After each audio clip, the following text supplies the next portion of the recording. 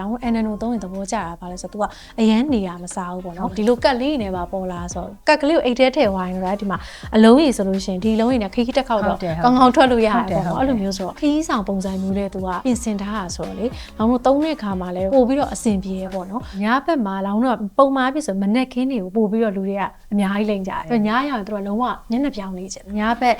ရာသီဥတုအပြောင်းလဲတွေအပူချိန်အပြောင်းလဲတွေနောက်ပြီးတော့ကိုအိတ်တဲ့အနေထားတွေကနေညဘက်ကျရင် skin က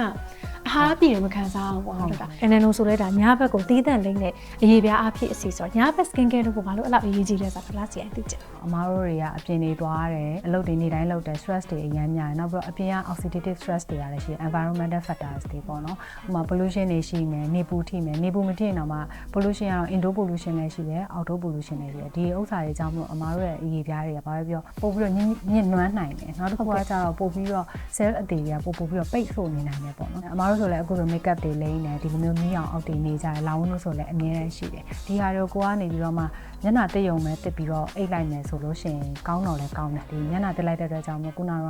ကြီးညော်တွေကတော့တင်းသွားတယ်တန့်သွားတယ်ပေါ့နော်တန့်သွားတဲ့ feeling တစ်ခုတည်းနဲ့တော့လည်းမကောင်းပြန်ဘူးအဲ့တော့ညဘက်ကောင်းကောင်းအိပ်ပြီဆိုလို့ရှိရင်ကိုကဒီတိုင်းပဲအိပ်တာတဲ့ခုနပြောလို့လောင်ဝင်းပြောလို့ဒီတိုင်းပဲမျက်နှာပြောင်နဲ့အိပ်တယ်ဆိုတာတဲ့ညလိမ့်အစီလေးတွေလိမ့်မယ်ဆိုလို့ရှိရင်တော့ပို့ပြီးတော့ထိရောက်တာပေါ့နော်ကိုယ့်ရဲ့ဒီ hormone ကလည်း anti aging effect တွေပြနေတဲ့အချိန်ညလိမ့်စီလေးကိုလည်းကောင်းကောင်းလေးလိမ့်ထားတယ်ဆိုလို့ရှိရင်မနှက်နိုးတယ်ဆိုလို့ရှိရင်ဒီ cell regeneration ကပိုကောင်းပြီး cell အသစ်ကလေးတွေနဲ့အသားရပို့ပြီးတော့နူးညံ့ဆုပ်ပြေတာပေါ့နော်ဒီခေတ်အခေါ်မယ်ဆိုလို့ရှိရင်တော့ glow ဖြစ်နေတာပဲအဲ့ဒါလည်းတေချာကယူဆိုင်ပြီးတော့NNO လူမျိုးတကယ်စိတ်ချရတဲ့ wine ကိုလည်းရွေးမှရအောင်နော်